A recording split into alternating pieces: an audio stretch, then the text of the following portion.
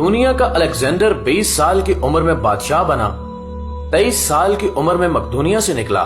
اس نے سب سے پہلے پورا یونان فتح کیا، اس کے بعد وہ ترکی میں داخل ہوا اور پھر ایران کے دارا شکوہ کو شکست دی۔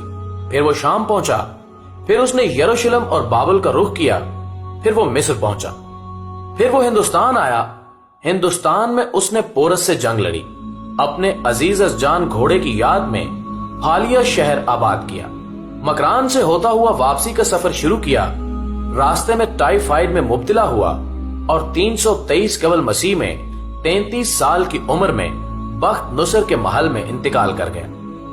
دنیا کو آج تک بتایا گیا کہ وہ انسانی تاریخ کا عظیم جرنیل، فاتح اور بادشاہ تھا، اور تاریخ نے اس کے کارناموں کی وجہ سے اسے الیگزینڈر دی گریٹ کا نام دے دیا، اور ہم نے اسے سکندر یعنی بادشاہوں کا بادشاہ بنا دیا۔ لیکن آج میں 21ویں صدی کے 19ویں سال میں پوری دنیا کے مورخین کے سامنے یہ سوال رکھنا چاہتا ہوں کہ کیا حضرت عمر فاروق رضی اللہ تعالی عنہ کے ہوتے ہوئے الیگزینڈر کو سکندر اعظم کہلانے کا حق حاصل ہے؟ میں دنیا بھر کے مورخین کو سکندر اعظم اور حضرت عمر فاروق رضی اللہ تعالی عنہ کی فتوحات اور کارناموں کے موازنے کی دعوت دیتا ہوں۔ آپ بھی سوچئے، الیگزینڈر بادشاہ کا بیٹا تھا، اسے دنیا کے بہترین لوگوں نے گھڑ سواری سکھائی، اسے ارسطو جیسے استادوں کی صحبت ملی تھی، اور جب وہ 20 سال کا ہو گیا تو اسے تخت اور تاج پیش کر دیا گیا، جبکہ اس کے مقابلے میں حضرت عمر فاروق رضی اللہ تعالی عنہ کی 7 پشتوں میں کوئی بادشاہ نہیں گزرا تھا۔ آپ رضی اللہ تعالی عنہ بھیڑ بکریاں اور اونٹ چراتے چراتے بڑے ہوئے تھے، اور آپ نے تلوار بازی اور تیر اندازی بھی کسی اکیڈمی سے نہیں سیکھی تھی۔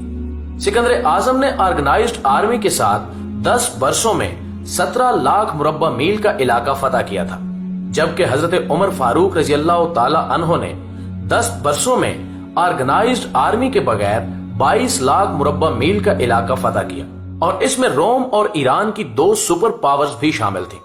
آج کے سیٹلائٹ، میزائل اور آبدوزوں کے دور میں بھی دنیا کے کسی حکمران کے پاس اتنی بڑی سلطنت نہیں جو حضرت عمر فاروق رضی اللہ تعالی عنہ نے نہ صرف گھوڑوں کی پیٹھ پر بیٹھ کر فتح کرائی تھی، بلکہ اس کا انتظام و انصرام بھی چلایا تھا۔ الیگزینڈر نے فتوحات کے دوران اپنے بے شمار جرنیل قتل کرائے، بے شمار جرنیلوں اور جوانوں نے اس کا ساتھ چھوڑا، اس کے خلاف بغاوتیں بھی ہوئیں، اور ہندوستان میں اس کی فوج نے آگے بڑھنے سے انکار بھی کر دیا۔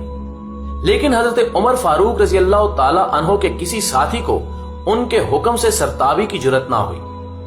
وہ ایسے کمانڈر تھے کہ آپ رضی اللہ تعالی عنہ نے عین میدان جنگ میں عالم اسلام کے سب سے بڑے سپہ سالار حضرت خالد بن ولید رضی اللہ تعالی عنہ کو معزول کر دیا، اور کسی کو یہ حکم ٹالنے کی جرت نہ ہوئی۔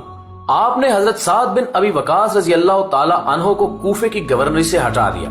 آپ نے حضرت حارث بن کعب رضی اللہ تعالی عنہ سے گورنری واپس لے لی۔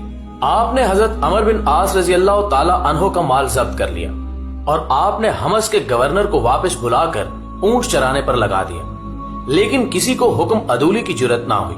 الیگزینڈر نے 17 لاکھ مربع میل کا علاقہ فتح کیا، لیکن دنیا کو کوئی نظام، کوئی سسٹم نہ دے سکا، جبکہ حضرت عمر فاروق رضی اللہ تعالی عنہ نے دنیا کو ایسے سسٹم دیے جو آج تک پوری دنیا میں رائج ہیں۔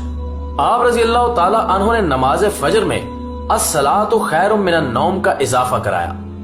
آپ رضی اللہ تعالی عنہ کے عہد میں نماز تراویح کا باقاعدہ سلسلہ شروع ہوا۔ آپ رضی اللہ تعالی عنہ نے شراب نوشی کی سزا مقرر کی، سن ہجری کا اجرا کیا، جیل کا تصور دیا، مؤذنوں کی تنخواہیں مقرر کی، مسجدوں میں روشنی کا بندوبست کرایا، پولیس کا محکمہ بنایا، ایک مکمل عدالتی نظام کی بنیاد رکھی، آبپاشی کا نظام قائم کرایا، فوجی چھاونیاں بنوائیں اور فوج کا باقاعدہ محکمہ قائم کیا۔ آپ رضی اللہ تعالی عنہ نے دنیا میں پہلی بار دودھ پیتے بچوں، معذوروں، بیواؤں اور بے آسراؤں کے وظائف مقرر کیے۔ آپ رضی اللہ تعالی عنہ نے دنیا میں پہلی بار حکمرانوں، سرکاری عہدیداروں اور والیوں کے اثاثے ڈکلیئر کرنے کا تصور دیا۔ آپ رضی اللہ تعالی عنہ نے بے انصافی کرنے والے ججوں کو سزا دینے کا سلسلہ بھی شروع کیا۔ آپ رضی اللہ تعالی عنہ نے دنیا میں پہلی بار حکمران کلاس کی اکاؤنٹیبلٹی شروع کی۔ آپ رضی اللہ تعالی عنہ راتوں کو تجارتی قافلوں کی چوکیداری کرتے تھے۔ آپ رضی اللہ تعالیٰ عنہ فرمایا کرتے تھے کہ جو حکمران عدل کرتے ہیں وہ راتوں کو بے خوف سوتے ہیں۔ آپ رضی اللہ تعالیٰ عنہ کا فرمان تھا کہ قوم کا سردار قوم کا سچا خادم ہوتا ہے۔ آپ رضی اللہ تعالیٰ عنہ کی مہر پر لکھا تھا، عمر نصیحت کے لیے موت ہی کافی ہے۔ آپ رضی اللہ تعالیٰ عنہ کے دسترخوان پر کبھی 2 سالن نہیں رکھے گئے۔ آپ رضی اللہ تعالیٰ عنہ زمین پر سر کے نیچے اینٹ رکھ کر سو جاتے تھے۔ آپ رضی اللہ تعالیٰ عنہ سفر کے دوران جہاں نیند آ جاتی، آپ کسی درخت پر چادر تان کر سایہ کرتے تھے اور سو جاتے تھے، اور رات کو ننگی زمین پر دراز ہو جاتے تھے۔ آپ رضی اللہ تعالیٰ عنہ کے کرتے پر 14 پیوند تھے، اور ان پیوندوں میں ایک سرخ چمڑے کا پیوند بھی تھا۔ آپ رضی اللہ تعالیٰ عنہ موٹا کھردرا کپڑا پہنتے تھے۔ آپ کو نرم اور باریک کپڑے سے نفرت تھی۔ آپ رضی اللہ تعالیٰ عنہ کسی کو جب سرکاری عہدے پر فائز کرتے تھے تو اس کے اثاثوں کا تخمینہ لگوا کر اپنے پاس رکھ لیتے تھے، اور اگر سرکاری عہدے کے دوران اس کے اثاثوں میں اضافہ ہو جاتا تو آپ رضی اللہ تعالیٰ عنہ اس کی اکاؤنٹیبلٹی کرتے تھے۔ آپ جب کسی کو گورنر بناتے تو اسے نصیحت فرماتے تھے کہ کبھی ترکی گھوڑے پر نہ بیٹھنا، باریک کپڑے نہ پہننا، چھنا ہوا آٹا نہ کھانا، دربان نہ رکھنا، اور کسی فریادی پر دروازہ بند نہ کرنا۔ آپ رضی اللہ تعالیٰ عنہ فرماتے تھے کہ ظالم کو معاف کر دینا مظلوموں پر ظلم ہے، اور آپ رضی اللہ تعالیٰ عنہ کا یہ فکرہ آج انسانی حقوق کے چارٹر کی حیثیت رکھتا ہے۔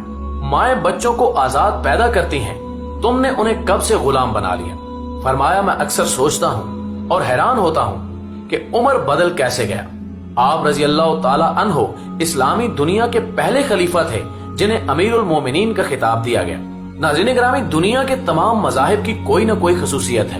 اسلام کی سب سے بڑی خصوصیت عدل ہے، اور حضرت عمر فاروق رضی اللہ تعالیٰ عنہ وہ شخصیت ہیں جو اس خصوصیت پر پورا اترتے ہیں۔ آپ رضی اللہ تعالیٰ عنہ کے عدل کی وجہ سے عدل دنیا میں عدل فاروقی ہو گیا۔ آپ شہادت کے وقت مقروض تھے، چنانچہ آپ رضی اللہ تعالیٰ عنہ کی وصیت کے مطابق آپ کا واحد مکان بیچ کر آپ کا قرض ادا کر دیا گیا، اور آپ رضی اللہ تعالیٰ عنہ دنیا کے واحد حکمران تھے جو فرمایا کرتے تھے کہ میرے دور میں اگر فرات کے کنارے کوئی کتا بھی بھوک سے مر گیا تو اس کی سزا عمر کو بھگتنا ہوگی۔ آپ رضی اللہ تعالیٰ عنہ کے عدل کی یہ حالت تھی۔ آپ رضی اللہ تعالیٰ عنہ کا انتقال ہوا تو آپ کی سلطنت کے دور دراز علاقے کا ایک چرواہا بھاگتا ہوا آیا اور چیخ کر بولا، لوگو، حضرت عمر رضی اللہ تعالیٰ عنہ کا انتقال ہو گیا۔ لوگوں نے حیرت سے پوچھا، تم مدینے سے ہزاروں میل دور جنگل میں ہو، تمہیں اس سانے کی اطلاع کس نے دی؟ چرواہا بولا کہ جب تک حضرت عمر فاروق رضی اللہ تعالیٰ عنہ زندہ تھے، میری بھیڑیں جنگل میں بے خوف پھرتی تھیں، اور کوئی درندہ ان کی طرف آنکھ اٹھا کر نہیں دیکھتا تھا، لیکن آج پہلی بار ایک بھیڑیا میری بھیڑ کا بچہ اٹھا کر لے گیا۔ میں نے بھیڑیے کی جرت سے جان لیا کہ آج دنیا میں حضرت عمر رضی اللہ تعالیٰ عنہ موجود نہیں ہے۔ ناظرین گرامی، میں دنیا بھر کے مورخین کو دعوت دیتا ہوں کہ وہ الیگزینڈر کو حضرت عمر فاروق رضی اللہ تعالیٰ عنہ کے سامنے رکھ کر دیکھیں۔ انہیں الیگزینڈر حضرت عمر فاروق رضی اللہ تعالیٰ عنہ کے حضور پہاڑ کے سامنے کنکر دکھائی دے گا، کیونکہ الیگزینڈر کی بنائی ہوئی سلطنت اس کی وفات کے 5 سال بعد ختم ہو گئی، جبکہ حضرت عمر فاروق رضی اللہ تعالیٰ عنہ نے اپنے دور میں جس خطے میں اسلام کا جھنڈا بھجوایا، وہاں سے آج بھی اللہ اکبر کی صدائیں آتی ہیں۔ وہاں آج بھی لوگ حضرت عمر فاروق رضی اللہ تعالیٰ عنہ کے اللہ کے سامنے سجدہ کرتے ہیں۔ دنیا میں الیگزینڈر کا نام صرف کتابوں میں سمجھ کر رہ گیا ہے، جبکہ حضرت عمر فاروق رضی اللہ تعالیٰ عنہ کے بنائے نظام دنیا کے 245 ممالک میں آج بھی کسی نہ کسی شکل میں موجود ہیں۔ آج بھی جب کسی ڈاکخانے سے کوئی خط نکلتا ہے، پولیس کا کوئی سپاہی وردی پہنتا ہے، کوئی فوجی جوان 6 ماہ بعد چھٹی پر جاتا ہے، یا پھر حکومت کسی بچے، معذور، بیوہ یا بے آسرا شخص کو وظیفہ دیتی ہے، تو وہ معاشرہ، وہ سوسائٹی بے اختیار حضرت عمر فاروق رضی اللہ تعالیٰ عنہ کو گریٹ تسلیم کرتی ہے۔ وہ انہیں تاریخ کا سب سے بڑا سکندر مان لیتی ہے، ماں سوائے ان مسلمانوں کے جو آج احساس کمتری کے شدید احساس میں کلمہ تک پڑھنے سے پہلے دائیں بائیں دیکھتے ہیں۔ لاہور کے مسلمانوں نے ایک بار انگریز سرکار کو دھمکی دی تھی کہ اگر ہم گھروں سے نکل پڑے تو تمہیں چنگیز خان یاد آ جائے گا۔ اس پر جواہر لال نہرو نے مسکرا کر کہا تھا کہ افسوس، آج چنگیز خان کی دھمکی دینے والے مسلمان یہ بھول گئے کہ ان کی تاریخ میں ایک عمر بھی تھا کہ ہم میں ایک حضرت عمر فاروق رضی اللہ تعالی عنہ بھی تھے جن کے بارے میں رسول اللہ صلی اللہ علیہ وآلہ وسلم نے فرمایا تھا کہ میرے بعد اگر کوئی نبی ہوتا تو حضرت عمر بن خطاب ہوتے۔ ناظرین گرامی، ویڈیو کے آخر میں اردو ڈسکوری کے پلیٹ فارم سے تمام دنیا کے مورخین